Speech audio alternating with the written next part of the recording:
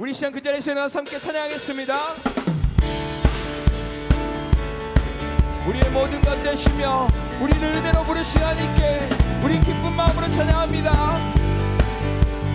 함께 고백합니다. 주 안에서 주 안에서 기뻐해 주 안에서 기뻐해 주님 주신 기쁨으로 기뻐하라. 주 안에서 기뻐해 주 안에서 기뻐해 우리의 힘은 주를 기뻐하는 우리 다시 한번 주 안에서 주 안에서 주 안에서 기뻐해 주님 주신 기쁨으로 기뻐하라. 주 안에서 주 안에서 기뻐해 주 안에서 기뻐해 우리의 힘은 주를 기뻐하라. 우리 마지막 한 번 더 주 안에서 기뻐해 주 안에서 기뻐해 주 안에서 기뻐해 주님 주신 기쁨으로 기뻐하라. 주 안에서 기뻐해 주 안에서 기뻐해 우리의 힘은 주를 기뻐하는 것. 기뻐 춤을 추며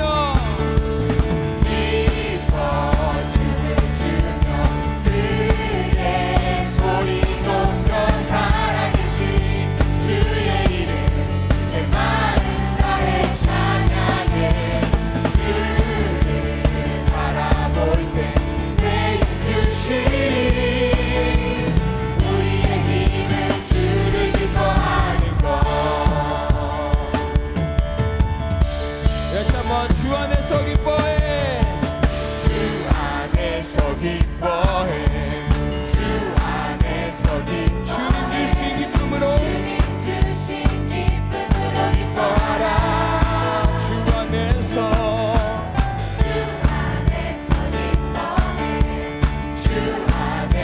기뻐해 우리의 힘은 주를 기뻐하는 것. 우리 다시 한번 주 안에서 기뻐해 주 안에서 기뻐해 아멘. 주 안에서 기뻐해 주님 주신 기쁨으로 기뻐하라. 할렐루야. 주 안에서 기뻐해 주 안에서 기뻐해 우리의 힘은 주를 기뻐하는 것. 기뻐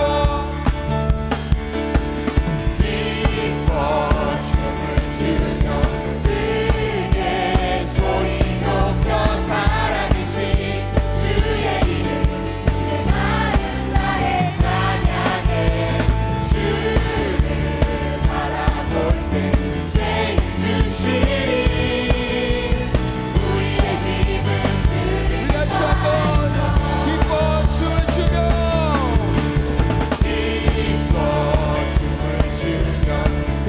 크게 소리 높여 살아계신 주의 이름 내 마음 다해 찬양해.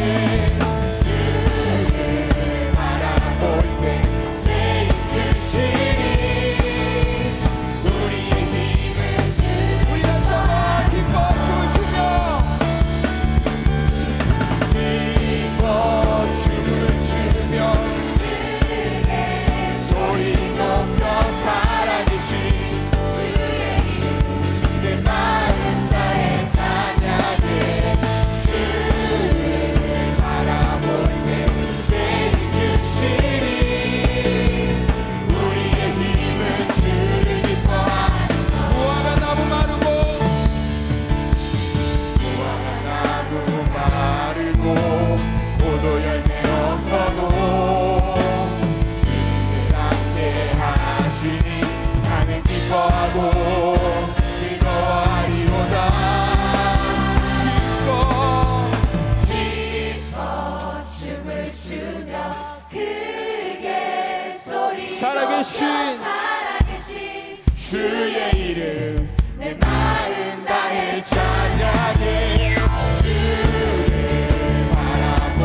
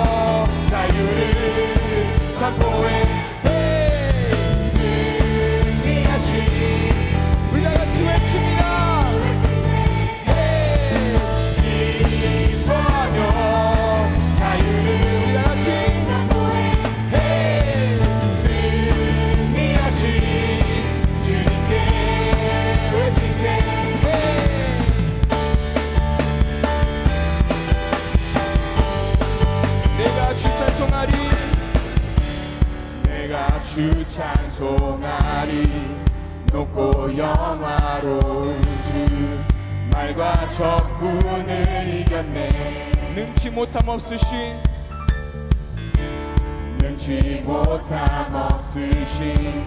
나를 구원하신 주 그는 나의 하나님. 기뻐하며 자유를 승리하신 우리 함께 외칩니다. 외치세. 기뻐하며 자유를 선포해.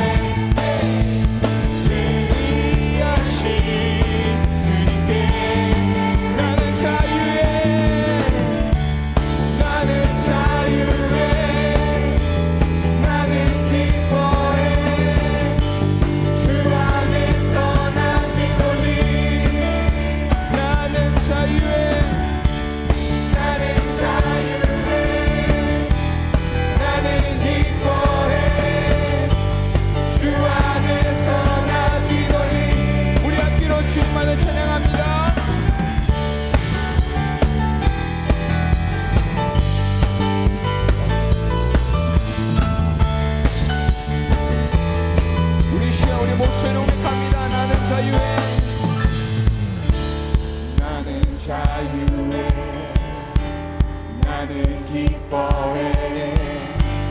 주 안에서 나 뛰놀리. 나는 자유해. 나는 기뻐해.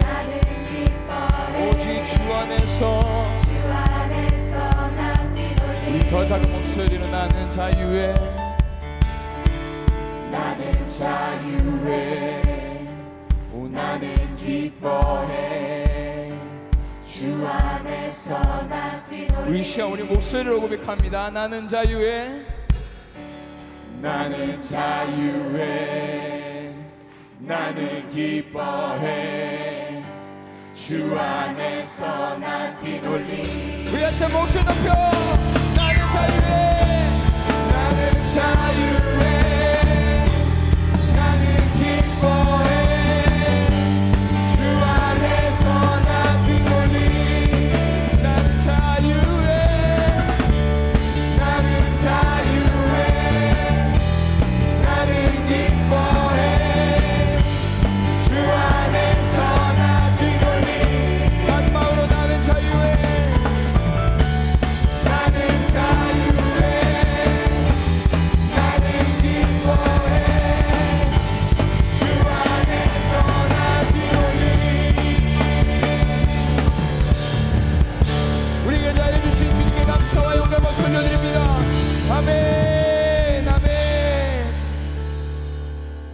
오늘 우리에게 주신 하나님의 귀한 말씀은 다니엘 6장 28절 한 절의 말씀입니다.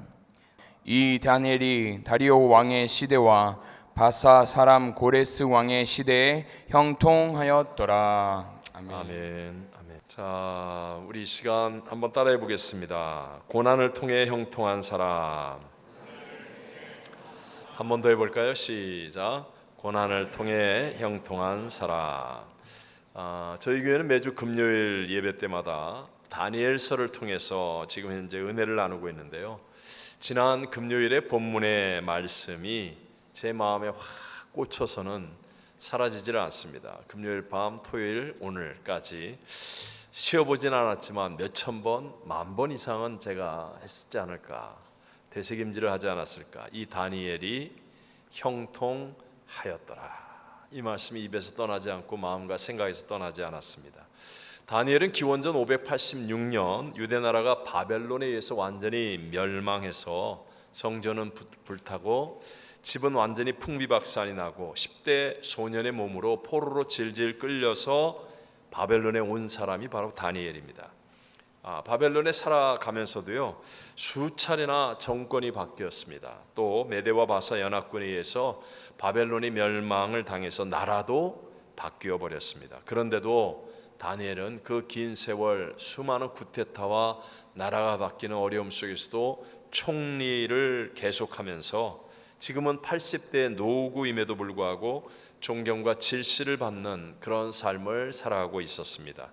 우리가 보기에는 정말 굉장히 고난을 많이 당했고 고생을 엄청나게 많이 한 사람 같은데, 성경은요 그에게 팔자가 참 고약하다, 아니면 뭐 어려운 시대를 살았다, 고난이 참 많았다, 뭐 이렇게 말씀하지 않고 이 다니엘을 향하여서 형통한 사람이었다라고 말씀하고 있는 거예요. 자, 오늘 본문 말씀 다시 한번 같이 읽어볼까요? 이 다니엘이 다리오 왕의 시대와 바사 사람 고레스 왕의 시대에 형통하였더라. 아멘. 이해를 위해서 우리가 잘 아는 믿음의 사람 요셉도 그러하지 않았습니까? 분명히 살아계신 하나님을 믿는 택함 받은 가정인데 엄마 라헬이 아주 일찍 죽습니다. 또 배다른 10명의 형제들은 요셉을 시기하고 미워해서 죽이려고 물 웅덩이에 던졌는데 물이 없어서 죽이지 못하니까 그를 노예로 팔아버렸습니다. 정말 험난한 노예 생활이죠. 근데 그 노예 생활도 열심히 해서 인정을 받는가 했더니 거짓된 미투에 걸려서 감옥에까지 들어가는 신세가 됩니다. 살아나오기 어려운 힘든 감옥 안에서 또 큰 도움을 베풀며 살았는데 잊혀진 사람이 되어버립니다. 겉으로 본다면 너무나 슬프고 안타깝고 힘들고 억울하고 고통스러운 세월을 산 것 같은데, 그런데 성경은 그런 요셉을 향하여 형통한 사람이라고 말씀합니다. 함께 우리 창세기 39장 2절과 3절을 읽어보겠습니다. 여호와께서 요셉과 함께 하심으로 그가 형통한 자가 되어 그의 주인 애굽 사람의 집에 있으니 그의 주인이 여호와께서 그와 함께 하심을 보며 또 여호와께서 그의 범사에 형통하게 하심을 보았더라. 아멘.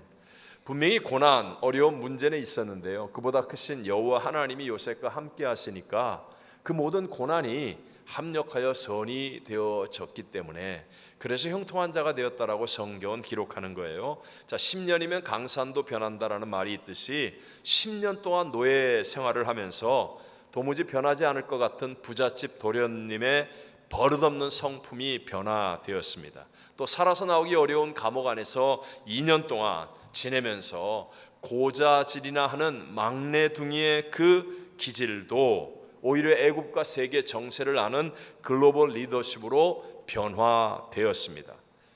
가족도 버린 요셉 아닙니까? 그런데도 하나님이 함께 하심으로 30살의 젊은 나이에 당시의 세계 최강의 국가 애굽의 2인자, 바로 왕을 대신하는 2인자 애굽의 최고의 리더십이 되어서 그의 집안을 보존하고 민족을 구원하고 열방을 살리는 정말 형통의 사람이 된 것이었습니다. 그러니까 분명히 고난의 과정을 겪었는데 이 고난의 과정을 겪으면서 하나님이 함께 하시니까 오히려 더 많은 것을 얻게 되었고 더 좋은 변화를 얻게 되었다. 그래서 형통한 자다라고 말씀하고 있는 것이죠.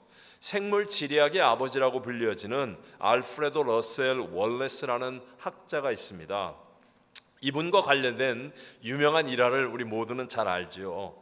어느 날 월레스가 연구실에서 참나무 산 누에 나방이 번데기에서 나방으로 변하기 위해서 고치를 뚫고 나오는 것을 관찰하고 있었습니다.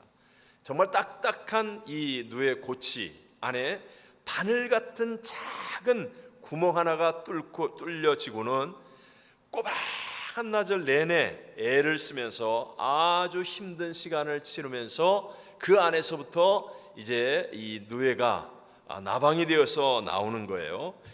너무 딱딱한 껍질을 깨고 나오느라고 힘을 써서 그런지 나와서는 날아보지도 못하고 가지에서 떨어질 듯 했지만 잠시 후에 나방의 날개가 마르고 기운을 차리는 듯 정말 멋진 날개짓을 하면서 공중으로 훨훨 날아갔습니다. 이게 보는 입장에서는 너무 애쓰고 힘들어 보이는 모습이 안쓰러워서 이제 누에고치에 바늘만한 구멍이 딱 뚫리면 이 사람이 가위를 가지고 조금 더 잘라주었어요. 도와준 거죠. 그래서 구멍을 살짝 넓혀 주어서 나방이 쉽게 나올 수 있도록 도와준 겁니다. 나방은 예상대로 좀 더 넓어진 구멍으로 쉽게 빨리 잘 나올 수 있었습니다. 그런데 그 바늘만한 구멍을 뚫고 나오기 위해 사력을 다하던, 그렇게 구멍을 넓혀가며 나온 나방은 정말 아름다운 빛깔의 날개를 금시 팔랑거리면서 날아갔는데, 월레스가 도와주어서 구멍을 넓게 해준 그 누에에서 쉽게 나온 나방들은 날개의 무늬와 빛깔이 그처럼 아름답지도 않았고, 그리고 제대로 날아보지도 못한 채 다 얼마 지나지 않아서 그만 죽어버리고 말더라는 거예요. 고난을 지나지 않았기 때문에 그 몸에 있는 체액이 사라지지 않아서 끈적끈적해서 날 수 없을 뿐만 아니라 날개에 근육이 생기지 않아서 결국은 못 날고 죽고 말더라는 사실이었습니다. 여러분, 사람도 마찬가지입니다. 하나님이 받으시고 하나님께서 귀하게 쓰고자 하는 사람일수록 고난의 과정을 통과하게 하시죠. 그래서 그 고난을 통하여서 믿음의 날개짓을 할 수 있는 믿음의 근육을 만들어 주신다는 거예요. 로마서 5장 3절과 4절에 보면, 다만 이뿐 아니라 우리가 환난 중에도 어떻게 해요? 즐거워하나니. 그 이유는 이는 환난은 인내를, 인내는 연단은 소망을 이루는 줄 알미로라. 네 가지의 단어가 나오는데 그 중에 세 가지의 단어가 고통의 언어입니다. 환난, 인내, 연단, 다 이런 고통, 이런 것들을 통하여 오히려 믿음의 날개짓을 할 수 있는 믿음의 근육이 튼튼해지는 거죠. 그래서 결국 참된 소망을 누릴 수 있는 사람이 되는 것이다 라고 우리에게 말씀하시는 것입니다.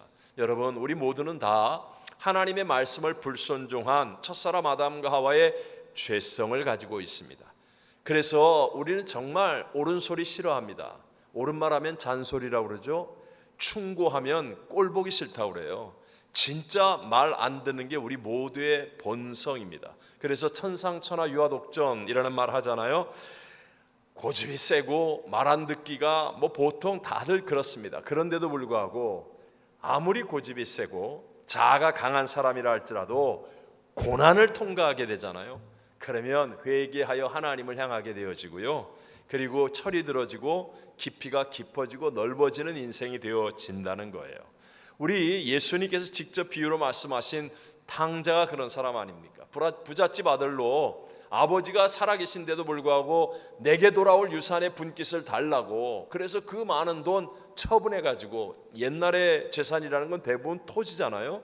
아버지가 멀쩡히 살아계신데 토지 팔아가지고 돈 만들어서 이웃나라로 튀었어요. 그런데 누구 말도 안 들었습니다. 아버지 말도 안 듣고 형 말도 안 듣고 주변 사람들의 말도 안 들었는데, 이 탕자가 허랑방탕하다가 결국은 다 탕진하고, 이제는 돼지가 먹는 쥐엄나무의 열매조차도 배불리 먹을 수 없는 극심한 고난 가운데 빠지니까, 그때서야 우리 아버지의 집에는 양식이 풍족한 품꾼이 얼마나 많은가 생각하고 회개하여 돌이키게 되고, 그래서 철이 나고 깊이가 깊고 넓어진 믿음의 사람이 되어지더라. 이것이 예수님께서 하신 말씀이죠. 시편 119편 67편에도 이렇게 말씀합니다. 고난당하기 전에는 내가 그릇 행하였더니 이제는 주의 말씀을 어떻게 하나이다?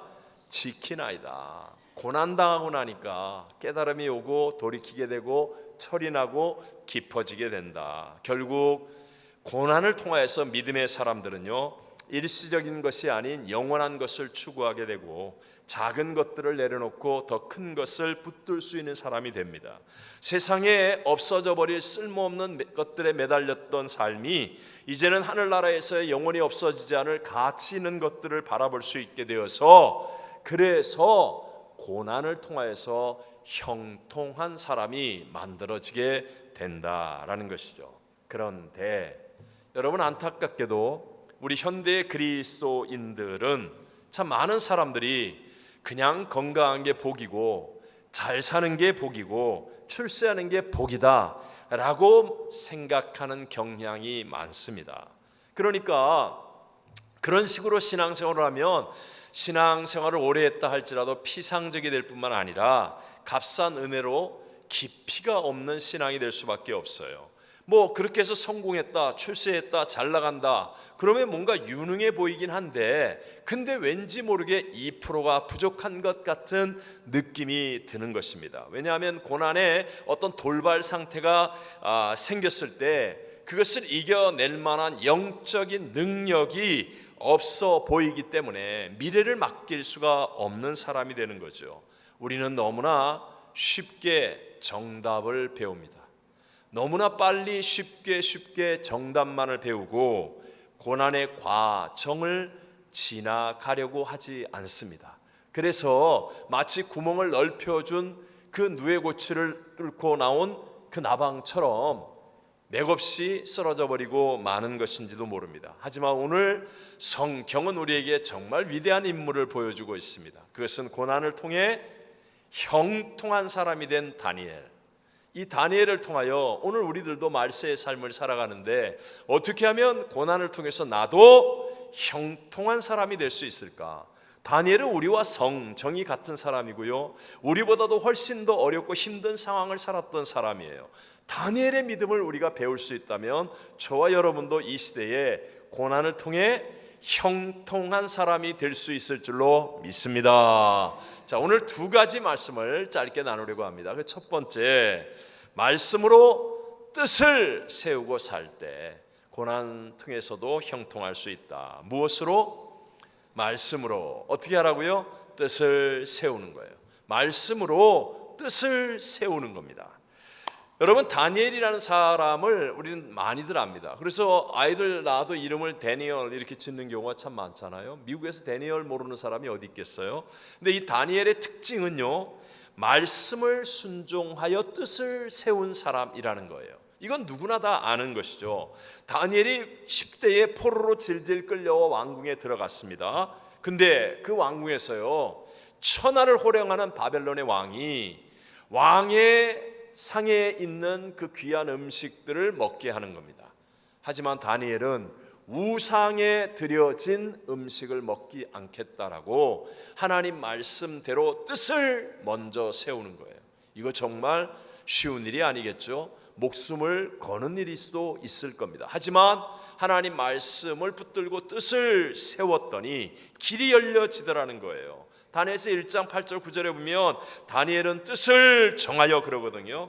그러고 나니까 하나님이 막 환관자의 은혜와 긍휼을 베풀어서 길이 열려지게 만들어 주시더라. 자, 오늘 본문에서는요, 다니엘의 나이가 80줄에 들어섰습니다.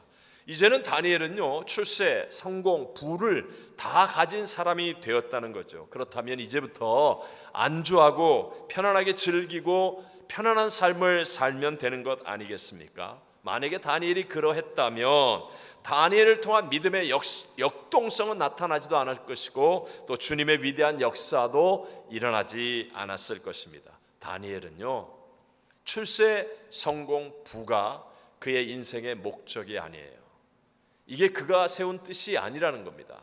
그가 세운 뜻은 먼저 하나님의 나라와 의를 구하는 하나님의 말씀대로 살아가는 게 그가 세운 뜻이었다는 거예요. 그러니까 총리가 된다라는 것은요, 그냥 하나님의 나라와 의를 구하는 수단이 되는 거죠. 수단. 자기에게 어떤 능력, 부가 있는 것은 이게 목적이 아닙니다. 돈 벌기 위해 사는 것이 목적이 아니고 성공하기 위해 사는 게 목적이 아니라 수단이 되어지는 거예요. 그래서 그의 목적은 하나님의 나라와 의를 구하는 것이고 하나님의 뜻을 이루어 가는 것이 목적이었다는 거예요. 여러분 생각해 보십시오. 만약에 총리가 되는 것이 목적이 아니라 수단이었다고 한다면 때로는 포로가 되고 약해지는 것도 수단이 될 수 있는 것 아니겠습니까? 그러니까 다니엘은요, 풀무불에 들어가거나 사자굴에 들어가는 것도 두려워하지 않습니다. 환경의 변화나 상황의 악화를 두려워하지 않아요. 왜? 이건 수단이니까. 그래서 목적인 하나님의 나라와 의를 먼저 구하는 것이 이루어진다면 수단에 대해서 두려워하지 않고 받아들이는 거예요. 그러니까 부르심에 아멘으로 순종하는 삶이 되어지고 하나님이 책임지고 하나님이 합력하여 선이 되는 아름다운 열매들을 맺게 되어지더라는 것입니다. 자, 사도 바울도 분명하게 하나님의 뜻을 이루는 목적을 가졌습니다. 자기가 복음을 전하는 뜻을 분명하게 세웠습니다. 그랬더니 여러분, 여러 가지 약한 것들이 생겨도 상관없다는 거예요. 우리처럼 무너지지 않아요. 포기하지 않아요. 낙심하지 않아요. 자, 대표적으로 우리 고린도후서 12장 10절 말씀 한번 읽어볼까요? 그러므로 내가 그리스도를 위하여 약한 것들과 능력과 궁핍과 박해와 곤고를 기뻐하노니 이는 내가 약한 그때에 강함이라. 아멘. 여러분 한번 생각해 보세요. 여러분에게 만약에 예수를 믿고 신앙생활하는데 능력이 다가오고 궁핍이 다가오고 박해가 다가오고 곤고가 다가온다면 여러분 교회 생활 하겠어요? 에이 그만둬라, 내가 이런 봉사 안 한다, 이런 사명 안 감당한다, 이렇게 하기가 쉬울 텐데, 아니 바울은요 포기하지 않는 정도가 아니라 오히려 기뻐했다. 왜요? 세상의 성공, 출세, 부가 목적이 아니기 때문에, 그런 것들은 수단이기 때문에 오히려 내가 약한 것도 하나님의 수단이 되어서 오히려 하나님의 더 큰 능력이 나타날 수 있다면 기뻐한다는 거예요. 그래서 하나님의 능력으로 인하여 더 놀라운 하나님의 역사를 만들어가는 복 있는 사람이 된 줄로 믿습니다. 자, 여호수아를 보십시오. 여호수아는 정말 위대한 종 모세의 비서를 수십 년 했던 사람입니다. 이런 사람을 뭐라 그러죠? 따까리라고 그러나요? 하여튼 뒷공문이 따라다니면서 세습물 떠다 드리고 겉옷 챙겨주고 하여튼 이런 역할을 수십 년 했어요. 그러다가 드디어 모세가 사명을 다하니까 모세의 지위에 오르게 되었습니다. 여러분, 이것이 여호수아의 목적이었겠습니까? 야, 나도 이제 모세와 같은 위치가 되었어. 다 이루었다. 이게 아니라는 거예요. 이게 아니라는 것. 그것은 수단에 불과한 것이고 목적은 하나님의 뜻, 즉 가나안 정복을 이루는 것이 목적이에요. 그러니까 수단의 마음을 빼앗기지 않습니다. 이것이 되든 안 되든 어떤 수단이든 상관없습니다. 여호수아는 목적과 수단을 혼돈하지 않았기 때문에 모세도 이루지 못한 가나안 정복이라는 위대한 하나님의 사역을 감당할 수 있는 사람이 되어진 것입니다. 저와 여러분도 마찬가지입니다. 우리가 정말 내일을 알지 못하는 격변의 세상을 살아가고 있습니다. 성공할 수도 있고 어려움을 만날 수도 있고 잘 될 때도 있고 오해를 받을 때도 있고 좋은 일이 일어날 때도 있고 난리법석이 일어날 때도 있고 기후변화, 지진, 난리와 난리의 일들이 우리에게 일어날 수 있지만 그런 것으로 인해서 휘둘림을 당하고 무너지고 포기하고 낙심하고 절망하지 않는 사람이 되려면 수단과 목적을 분명히 해야 돼요. 목적이 무엇인지를 깨달아야 됩니다. 먼저 하나님의 나라와 의를 구하는 것이고 하나님의 뜻을 이루는 목적을 내가 딱 세워야 되는데, 이렇게 되기 위해서는 반드시 말씀을 붙들어야 합니다. 반드시 어떻게 하라고요? 말씀을 붙들어야 됩니다. 여호수아가 어떻게 수십 년 동안에 비서 역할을 하다가 이제 그 위치에 올랐을 때도 목적과 수단이 흔들리지 않을 수 있습니까? 여호수아는요 하나님 말씀을 붙들어서 뜻이 세워지는 거예요. 여호수아서 1장 7절 말씀을 함께 한번 읽어봅니다. 오직 강하고 극히 담대하여 나의 종 모세가 내게 명령한 그 율법을 다 지켜 행하고 우르나 좌로나 치우치지 말라. 그리하면 어디로 가든지 형통하리니. 아멘. 말씀을 붙드는 사람이 되니까 모세의 뒤를 잇는 이 엄청난 사역, 두렵고 떨리고 힘들고 고난스러운 그런 것에 휘둘림을 당하지 않아요. 말씀을 붙드니까 언제나 형통케 하시는 하나님이 믿어지더라는 겁니다. 오늘도 마찬가지죠. 여러분, 일반적으로 세상 사람들이 살아가는 방법은 상황을 보면서 뜻을 세우는 겁니다. 그래서 상황이 좋으면 갑니다.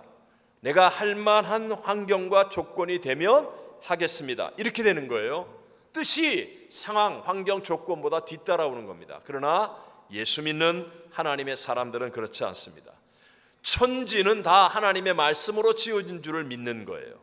보이는 것은 나타난 것으로 된 것이 아니라 하나님의 말씀으로 되어진 줄을 믿는 사람들이에요. 그래서 우리는 먼저 하나님 말씀을 붙잡습니다. 그러면서 뜻이 세워지는 거예요. 환경적으로는 절대로 안 돼요. 예를 들어 선교하라는 말씀이 내게 다가와 선교의 사명을 뜻으로 세우려고 하는데, 아니 내 상황은 선교는커녕 시우자도 안 돼. 시우자도 안 돼. 아무것도 할 수 없어요. 그런데도 불구하고 천지는 말씀으로 지어짐을 믿는 자이기 때문에 먼저 하나님 말씀을 붙들고 뜻을 세우는 거예요. 그러면 놀랍게도요, 나의 인생의 상황이, 환경이, 조건이, 건강이, 모든 것들이 그리 될 수 있도록 변화될 줄로 믿습니다.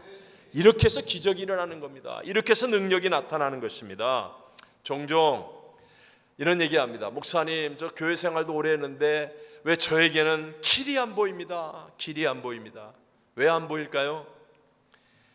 이유를 아십니까? 오늘 분명히 알고 가십시오. 혹시라도 여러분 앞에 길이 안 보이는 사람, 그것은 말씀으로 뜻을 안 정했기 때문에 아직까지도 길이 안 보이는 거예요.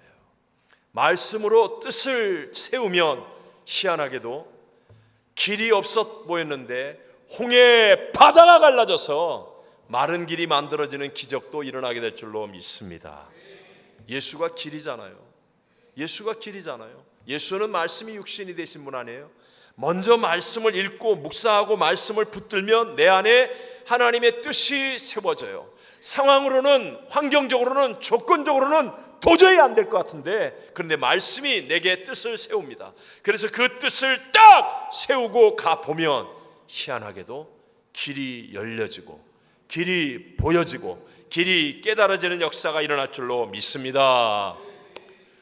오늘 일부 예배 드리는데 우리 장로님 중에 바둑을 제일 잘 두시는 분이 계세요. 그분을 딱 쳐다보는데 그 생각이 나더라고요. 바둑이 초급이 18급입니다. 바둑 18급은 바둑판을 앞에 놓고 도대체 어디로 가야 할지 길이 보일까요, 안 보일까요? 길이 안 보입니다. 근데 우리 장로님 같이 몇 단이 되는 분들은 아무리 벽이 많이 쌓여도 길이 보입니다. 아니, 길투성이에요. 길투성이. 고수가 되면 길이 보여요. 천지는 하나님의 말씀으로 지어진 것입니다. 그래서 복 있는 사람은요, 환경을 탓하지 않아요. 상황을 탓하지 않아요.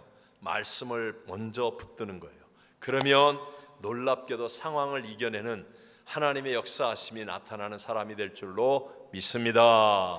여러분, 우리 모두가 가장 많이 외우고 잘 아는 시편 가운데 하나가 시편 1편. 여러분 1절과 2절은 이렇게 얘기하죠. 줄여서 복 있는 사람은, 그래요. 복 있는 사람은 쭉 악인들의 꾀를 쫓 따르지 않고 죄인들의 5만 원짜리 자리에 앉고 딱 그래요. 그 다음에 오직 여호와의 율법을 즐거워하여 그의 율법을 주야로 어떻게 하는도다? 묵상하는도다. 묵상하는도다. 묵상이 meditate예요. 근데 여기서 medicine 또는 medical 이런 말이 나오는 거예요. 치료, 약. 그러니까 하나님의 말씀은 우리를 치료하고 회복하고 살리는 말씀이에요. 살리는 말씀. 하나님의 말씀을 묵상하면, 그러면 3절에 어떻게 돼요? 그는 시냇가에 심은 나무가 철을 따라 열매를 맺으며 그 잎사귀가 마르지 아니한 같으니 그가 하는 모든 일이 다 형통하리로다. 믿으시면 아멘. 진짜 목사님 그래요? 맞아요.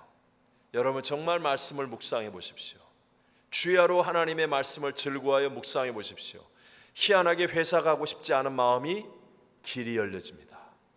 끝장난 것 같은 인생의 답답함에 길이 열려집니다. 마음속에요, 놀라운 소망과 비전에 길이 열려집니다.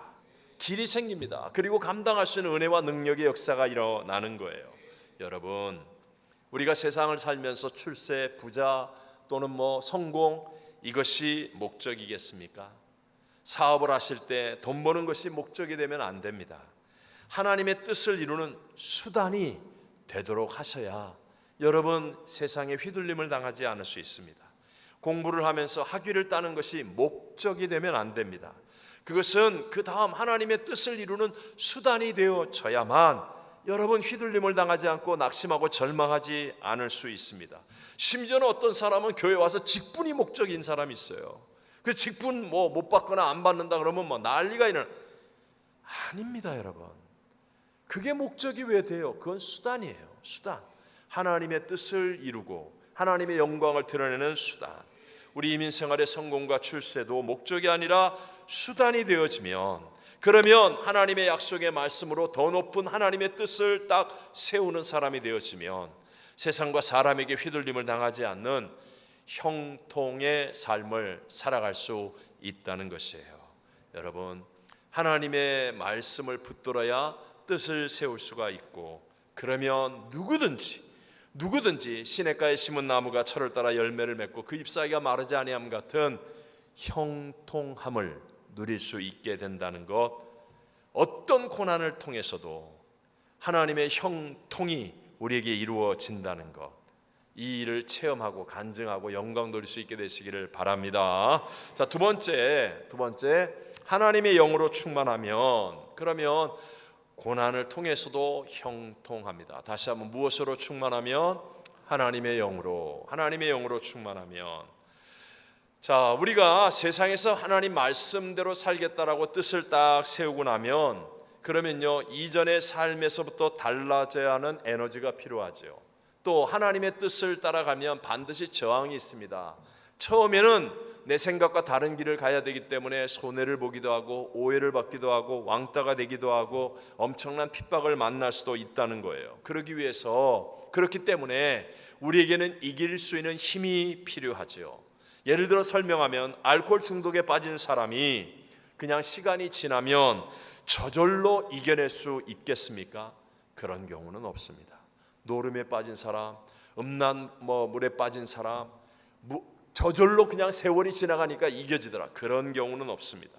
강력한 어떤 힘이 필요합니다. 마찬가지로요, 저와 여러분은 첫사람 아담과 하와의 불순종과 영이 죽는 죄로 말미암아 우리는 죄 중에 잉태하고 죄악 중에 출생했어요. 그래서 우리가 이 세상에 태어나서 살면 그냥 죽음은 자동으로 다가오고, 마찬가지로 자동으로 지옥 갈 수밖에 없는 존재입니다. 자동 지옥이에요. 착각하지 마세요. 어떤 사람들은 예수 안 믿어서 지옥 간다 이렇게 얘기해요. 맞는 말 같지만 오해를 만들어내는 말이에요. 아니에요. 우리는 그냥 이 세상에서 태어나서 죽으면 자동 지옥이에요. 근데 사랑의 하나님이 자동으로 지옥 갈 수밖에 없는 인생인데도 불쌍히 여기시고 사랑하셔서 자신의 한 분밖에 없는 독생자를 아낌없이 내어주시고, 자동으로 지옥 갈 수밖에 없는 우리의 죄값을 대신하여 십자가에서 다 이뤘다 하시고 지불해 주신 거예요. 그래서 모든 사람이 자동으로 지옥 갈 수밖에 없는 운명과 존재였는데, 그 예수 그리스도를 믿음으로 내가 구세주로 영접하면 예수님의 공로 때문에, 예수님의 의가 내게 전가되어져서 우리가 하나님 앞에 의롭다 함을 얻게 되고, 나의 죽은 영혼이 살아나게 되고 지금 죽어도 천국 가는 구원의 자녀가 되는 줄로 믿습니다.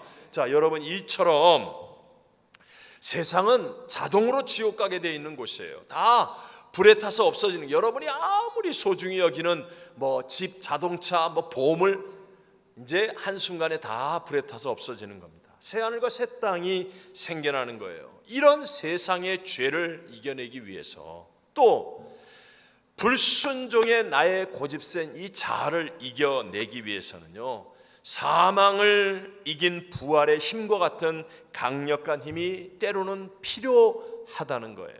이게 우리에게 임해야 된다는 겁니다. 다니엘이 어떻게 그런 포로 생활에서, 이방 생활의 어려움 속에서, 그 많은 환난과 고난 속에서도 그렇게 위대한 형통의 사람이 될 수 있었는가? 다니엘서 6장 3절에 말씀하죠. 다 같이 읽어봅니다. 다니엘은 마음이 민첩하여 총리들과 고관들 위에 뛰어남으로 왕이 그를 세워 전국을 다스리게 하고자 한지라. 다니엘을 다 싫어했어요. 쉽게 말하면 굴러온 돌이 박힌 돌 빼낸다고 구테타를 일으킨 사람들이, 아니 저놈이 뭔데 이 자리에 계속 제일 높은 자리에 있는 거야, 이렇게 시기 질투의 대상이었어요. 그런데도 불구하고 그는 모든 총리들과 고관들 위에 뛰어난 사람, 그걸 건들 수가 없는 겁니다. 어찌할 수가 없는 거예요. 근데 그가 뛰어난 이유가 무엇입니까?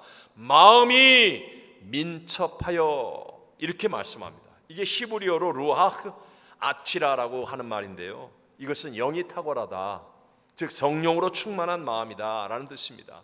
킹 제임스 번역에 보면 An excellent spirit was in him, 그러니까 아주 탁월한 뛰어난 영이 그 속에 있는 사람이다 라고 성경은 말씀하는 겁니다. 자, 아까 설명했던 형통한 사람 요셉도 마찬가지의 고백을 바로 왕으로부터 듣게 되지 않습니까? 창세기 41장 38절에 보면 바로가 그의 신하들에게 이르되 이와 같이 하나님의 영에 감동된 사람을 우리가 어찌 찾을 수 있으리요 하고, 그러니까 뭐 요셉을 막 사람들이 미워하고 시기하고 질투하고 끌어내리려고 해도 아니 이와 같이 하나님의 영에 감동된 사람이 없잖아 하고 그가 높임을 받게 되는 겁니다. 자, 요셉이 그 어려운 노예 생활을 이겨낼 수 있었던 힘, 또는 보디발 아내의 유혹을 이겨낼 수 있었던 힘, 감옥의 외로움, 배신의 억울함, 그 깊은 상처들을 다 이겨낼 수 있었던 힘은 요셉에게 있는 게 아닙니다. 요셉은 우리와 똑같이 철부지고 버르장머리 없고 우리와 똑같이 연약한 사람입니다. 그런데 요셉이 하나님의 영으로 충만하니까 요셉에게 없었던 하나님의 것들이 그에게 임하는 겁니다. 그래서 그 유혹을 이길 수 있고 그 억울함을 이길 수 있고 그 상처를 이길 수 있고 정말로 위대한 역전승의 인생을 살아갈 수 있게 된 줄로 믿습니다. 랄프 waldo 에머슨 목사님이 하신 아주 멋진 말이 있습니다. 우리 뒤에 무엇이 있고 앞에 무엇이 있느냐는 우리 안에 무엇이 있느냐에 비하면 작은 문제다라는 아주 멋진 말을 했습니다. 쉽게 말하면 우리 뒤에 일어난 과거의 일들, 아무리 상처가 깊고 아무리 큰 어려움을 당했고 아무리 뭐 실패가 어쩌고 누구한테 괴롭힘을 당하고 그 과거의 일들, 그것이 아니고 또 미래에 아직 일어나지도 않은 일을 염려하고 근심하고 그런 것도 아니고 지금 역사하시는 성령 하나님으로 내 안을 충만하게 하는 것, 이것이 진짜 승리의 길이다 라고 말씀하는 거예요. 다니엘서 6장 10절 말씀 보면 여러분 이거 명심하세요. 지금 내 안을 역사하시는 성령 하나님으로 채우는 길이 무엇입니까? 그게 기도라는 거예요. 그게 뭐라고요? 기도. 내 안을 채우는 그것이 기도. 다니엘서 6장 10절을 다 같이 한번 읽어보겠습니다. 다니엘이 이 조서에 왕의 도장이 찍힌 것을 알고도 자기 집에 돌아가서는 윗방에 올라가 예루살렘으로 향한 창문을 열고 전에 하던 대로 하루 3번씩 무릎을 꿇고 기도하며 그의 하나님께 감사하였더라. 아멘. 다니엘은요 지금 기도하면 사자굴에 들어가서 죽는 거예요. 그런데도 불구하고 기도를 포기하지 않습니다. 왜냐하면 다니엘은 기도를 통하여 그의 안이 하나님의 성령으로 충만해지는 것을 확실하게 체험하고 믿는 자였기 때문입니다. 다니엘은요 지금 나이 80이 넘은 산전수전을 다 겪고 최고의 위치에 올라가 있는 사람이에요. 그런데도 불구하고 인간적인 수단과 방법을 쫓아다니지 않고 최고의 상수인 하나님께 기도합니다. 사실 세상의 최고의 권력을 가진 다리오 왕이 이 다니엘을 사자굴에서 살려내기 위해 금식도 합니다. 철야도 합니다. 오락도 금합니다. 그냥 몸부림을 칩니다. 그런데 최고의 절대 권력을 가진 왕도 못 살립니다. 다니엘은 최고의 상수인 하나님께 기도합니다.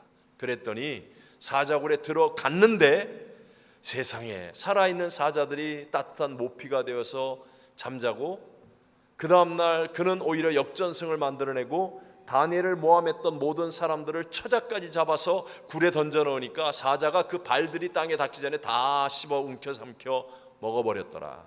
성경은 이렇게 얘기하는 거예요. 유명한 페테르 파울 루벤스라는 분이 그린 그림 사자굴 속에 다니엘이 있습니다. 자, 사자굴 속에 다니엘이 있는데 여러분 여기서 참 중요한 영감 있는 한 터치가 있어요. 다니엘이 어디를 바라봐요? 위를 바라봅니다. 하늘을 바라본다는 거예요. 위를 바라본다. 만약에 다니엘이라 할지라도 문제를 바라본다면, 사자를 바라보고 두려움 속에 빠진다면, 그렇다면 다니엘도 승리할 수 없었을 거예요. 하지만 다니엘은 위를 바라보는 겁니다. 위를 바라보니까 다니엘에게 없었던 하늘의 능력이, 하늘의 평강이, 하나님의 역사하심이 나타나게 되더라. 여러분, 우리가 늘 외우잖아요. 야고보서 1장 17절에 보면 각양 좋은 은사와 온전한 선물이 다 어디로부터? 위로부터 하나님께로, 아버지께로부터 내려오나니, 빛들의 아버지께로부터 내려오나니 그는 변함도 없으시고 회전하는 그림자도 없으신 분이에요. 누구든지입니다. 누구든지 위를 향하여 마음과 생각의 문을 열고 기도하면, 그렇다면 성령 하나님으로 충만해질 때 이게 최고의 상수가 된다. 자, 하나님은 문제보다, 하나님은 대적보다, 하나님은 불경기보다, 하나님은 질병보다, 하나님은 사망보다, 하나님은 하실 수. 근데 여러분은 어때요? 문제가 땅 생기면 하나님은 문제보다 크신다고 맨날 얘기해놓고 그 하나님께 기도해요, 안 해요? 문제만 땅 생기면 전화통 붙잡고 그냥 아무게 욕이나 하고 그냥 뭐 어디 가서 맛있는 거 먹고 뭐 푼다 그러고 뭐가 풀려요? 풀리기는 살이나 찌지. 대적이 나타나면 두려워 벌벌 떠. 불경기다 불경기다 그러면서, 아니 불경기보다 크신 하나님께 기도 한번 안 해. 그러고 잘 되기를 원해요.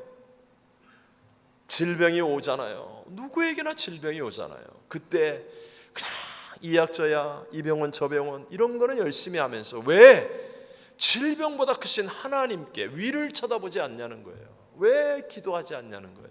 왜 기도하지 않냐. 많은 인생의 수도 있어요. 하지만 최고의 상수는 성령의 충만함임을 믿게 되시기를 바랍니다. 우리 한국 사람들은 이것을 다 경험했습니다. 그 엄청난 일제의 핍박 속에서, 전쟁과 공산주의의 말할 수 없는 그 괴계, 무서운 괴계 속에서, 또 우리 정말 지독하게 가난하고 고통스러웠던 삶 속에서 우리 한국 교회는 매일 새벽 예배, 매일 저녁마다 기도, 산에 올라가서 기도, 금식하고 기도, 철회하며 기도. 정말 옛날에는요, 제가 어렸을 때는 교회만 가면 울고불고 기도하는 사람들이 항상 있었어요. 기도. 최고의 상수인 성령 하나님의 얼마나 놀라운 역사들을 체험하며 부응했습니까? 여러분, 정말 세계에서 가장 유치할 것 같은 매일 싸우는 정치판 속에서도 우리 한국은 경제 성장이 일어나는 기적을 이루잖아요.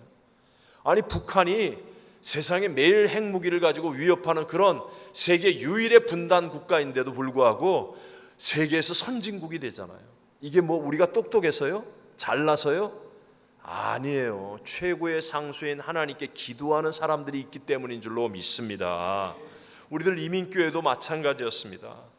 지금도 어려워도 처음에 이민 생활이 어려우면 더 말할 것도 없겠죠.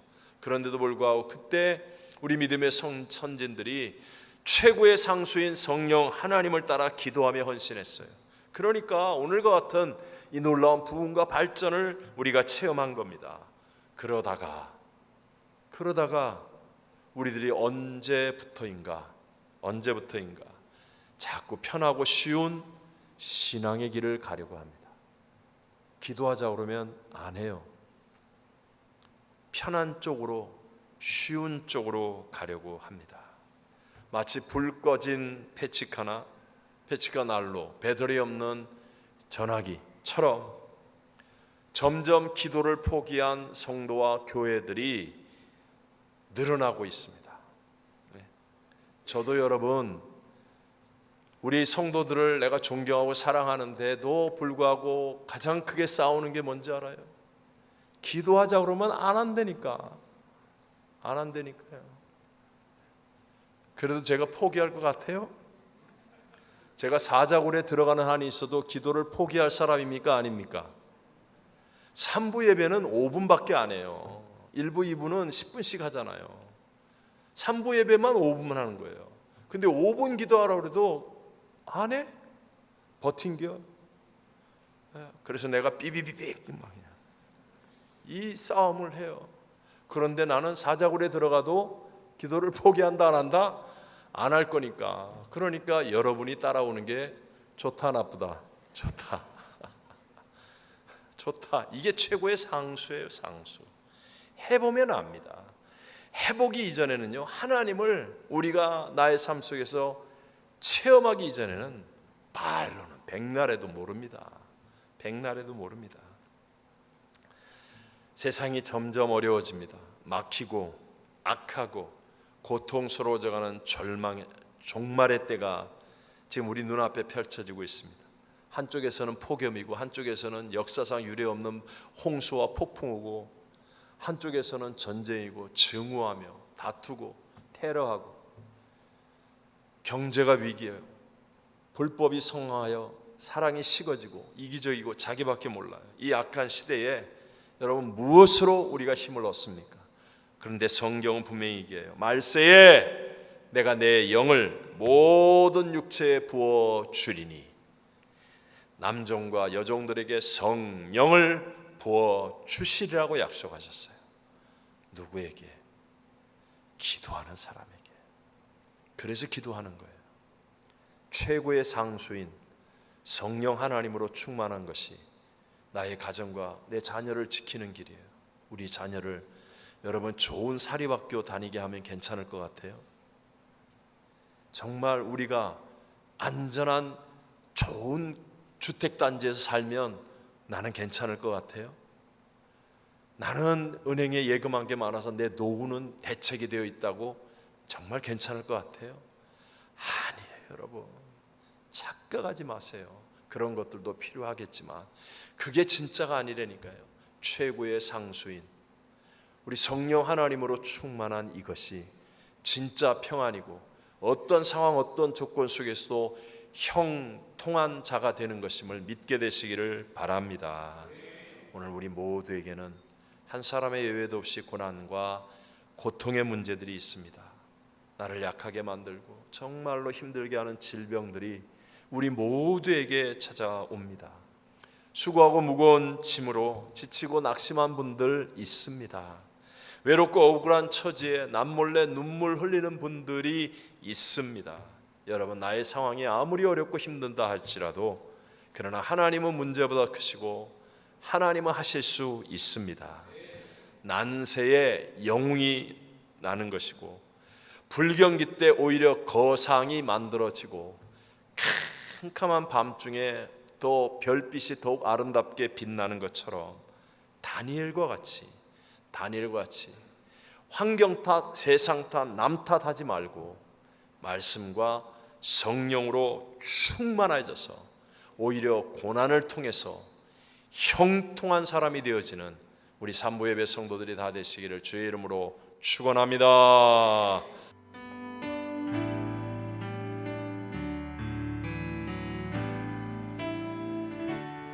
은혜 아니면 살아갈 수가 없네. 도움마저도 다 주의 것이니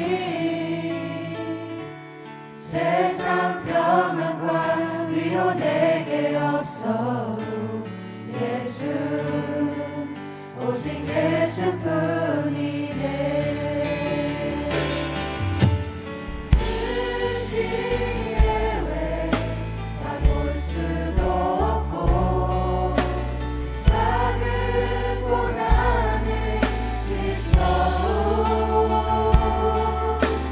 주께 묻기 나의 모든 삶